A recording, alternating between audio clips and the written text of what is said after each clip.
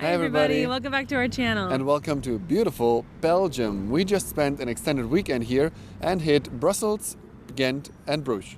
That's right. So we're going to show you all of the favorite sights and sounds and smells and food maybe that we did in those 3 cities so that you can put them on your checklist for your next trip. Check it out. Throughout this video, we'll be throwing up the names of some of the best sites in each city. So if you like what you see, make sure to take notes. Welcome to the first stop on our Belgium tour, Brussels. We spent 3 days exploring Brussels, but we did it in a very relaxed way. Everything you're about to see could theoretically be done in about a day and a half, and it's all walkable.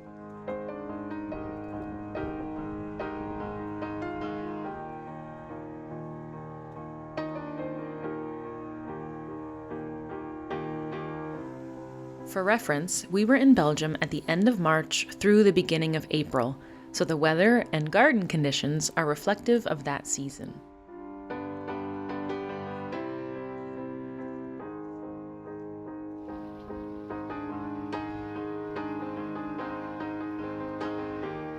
Go under.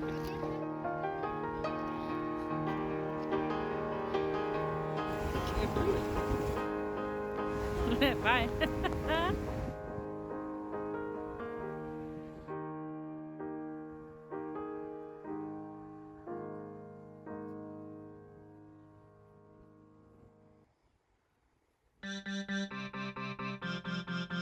Like any great old European city, there are what feels like a million churches. Most of them were, to our surprise, free to enter, and some even had crypts in the basement that you could visit for €2 or less.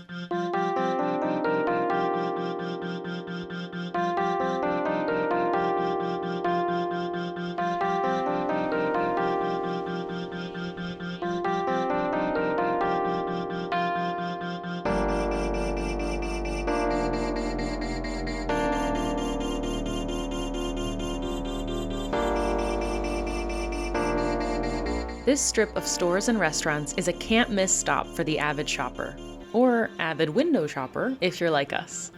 Plus, it's a great rainy day activity thanks to its beautiful roof. Something that you really can't miss while in Belgium in general are the chocolate shops.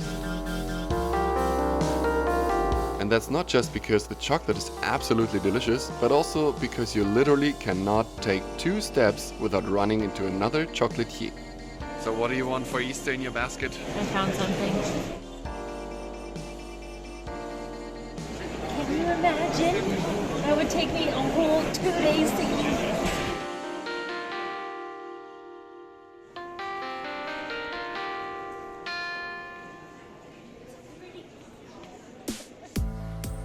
An obvious standout in Brussels is the Grand Place. This square is home to the Town Hall building, but every building here in general is adorned with gold-colored statues and decor, which really makes a lasting first impression.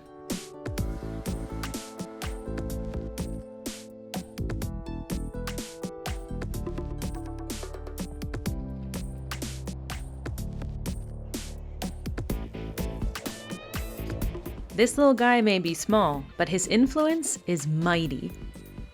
He's featured on everything from t-shirts to chocolate bars, and he's even influenced other statues like Janneken piss and Zinneke piss.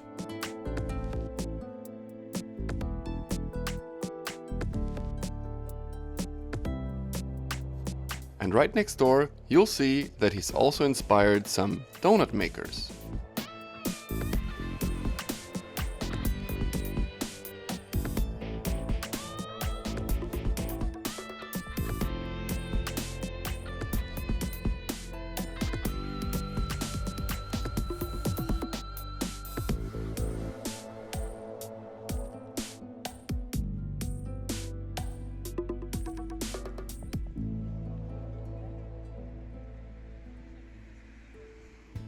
After your obligatory trip to the Royal Palace, there are 2 pretty cool museums right next door.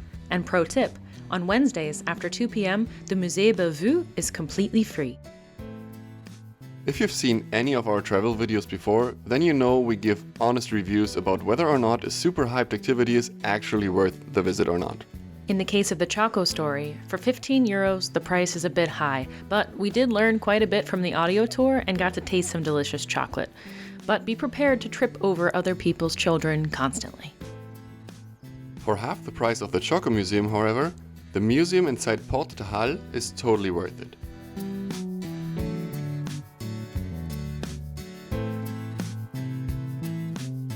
Here, the audio guide is also included, and if you're into medieval history at all, we think you'll really enjoy this.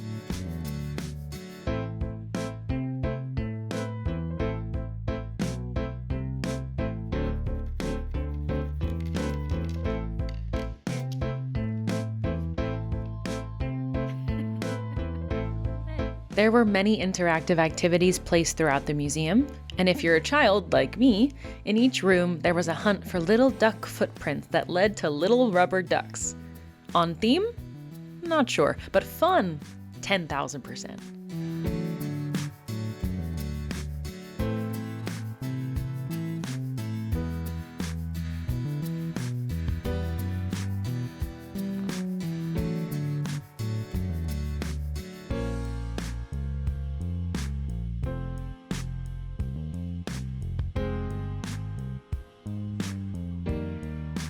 Plus, look at the nice view you get over the city.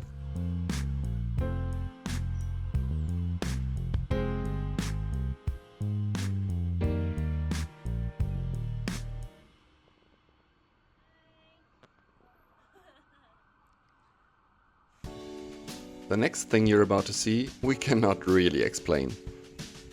As we were walking along, we ran into this display of athleticism. If you know what it is, please comment below.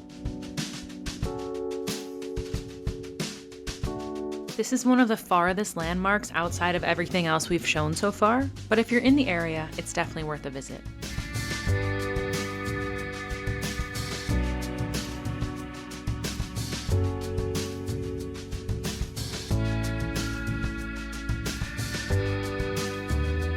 Probably the most iconic landmark of Brussels, the Atomium.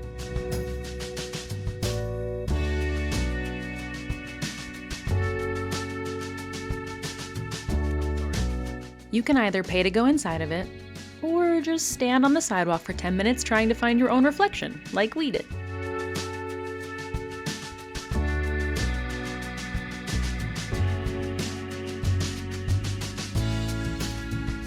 Mini Europe is also right next door, but we didn't visit it this time. We took a walk through the forest instead.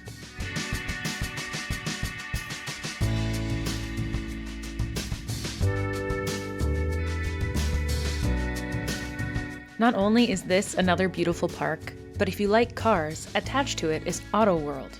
Just FYI.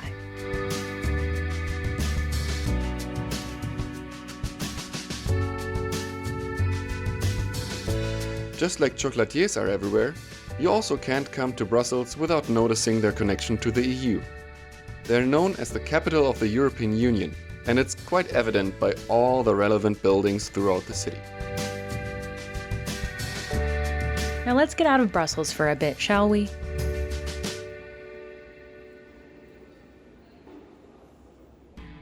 Just a 90-minute and €17 train ride north lands you in our next stop, Bruges.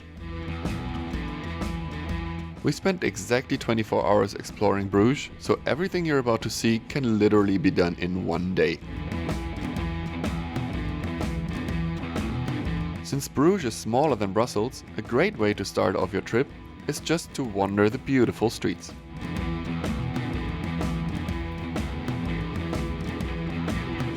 And of course, all that walking is bound to make you thirsty. This place had some of the fanciest hot chocolates we've ever experienced.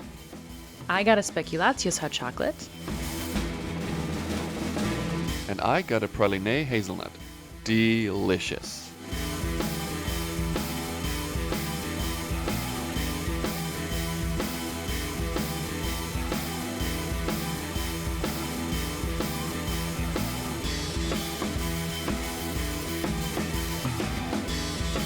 And speaking of being thirsty, when in Belgium, you of course have to try some beer.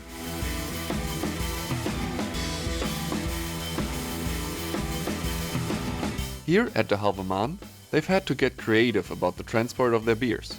Since Bruges is such a walkable place, the government decided to ban trucks in the entire city. Great for pedestrians, bad for business. So the Halve Maan spent years digging under the entire city to create a beer pipeline that transports their mature beer from the brewery here to the bottling plant on the outskirts of town. 120 cents. That means as you walk these streets, there isn't just power lines and water pipes below you, there's also beer.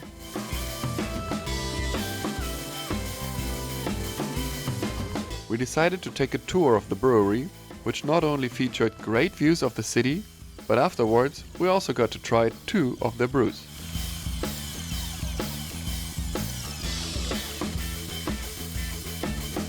In terms of value for your money, we think this was a great place to learn about the history of Belgian beers and relax for a while from all the walking.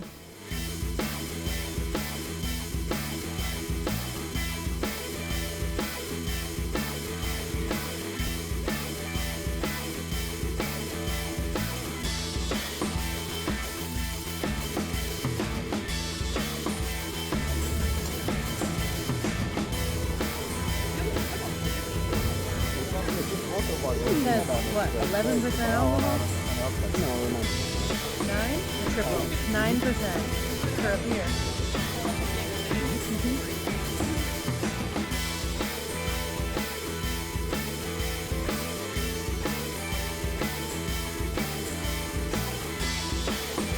In general, the pros of Bruges were its walkability, beautiful architecture, connection to waterways, and mix of city and nature. But a big con was the exorbitant amount of people. There were sections of town that were absolutely crawling with humans, which is partly due to the cruise ship traffic Bruges generates.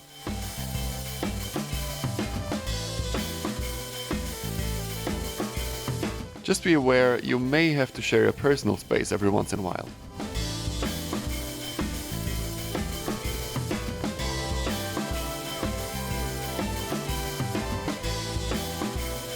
And since we're animal lovers, we're also not big fans of seeing horse and buggies in cities. Horse statues, though, all day, baby. If you want to avoid the humans, we recommend walking down some of the smaller streets. But that's not just a Bruges tip. That's usually where you'll find the most magical and special sites that depict the authenticity of any city.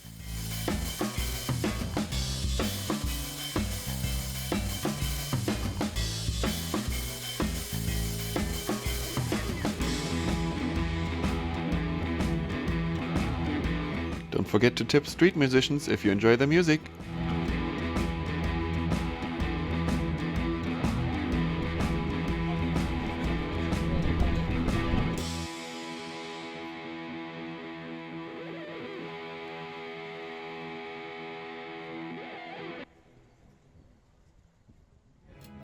Just 30 minutes south of Bruges on the way back to Brussels, you can stop in Ghent. I've never seen that many bikes in my life. Never. We spent a grand total of 10 hours here, and since it's the smallest of the 3 cities, that was still plenty of time to see everything. No paparazzi. I can't get over the bikes. Look at all the bikes on every street, all the way up the street. A quick note about Belgian weather in general. It seems like every day is forecasted rain, but most of the time it's just gently spitting at you, which is not our preferred weather, but it's better than a downpour. So when packing, be prepared to be slightly wet most of the time.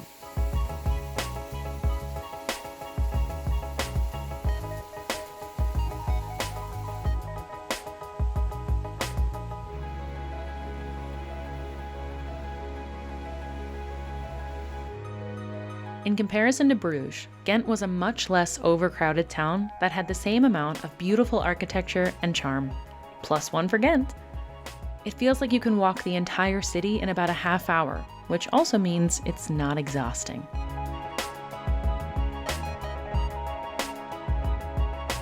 Right here? This is Graffiti Street? A much more modern stop you should definitely make is to take a walk through Graffiti Street. It almost feels like this doesn't fit in with Ghent's whole vibe. I was waiting for you. But that's what makes it even more special.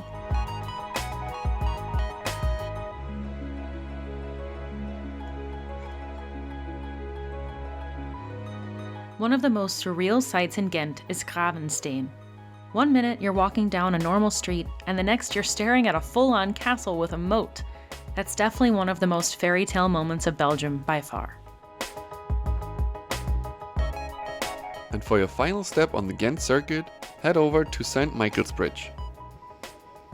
Here, you'll experience the most iconic views of some of the city's most remarkable buildings.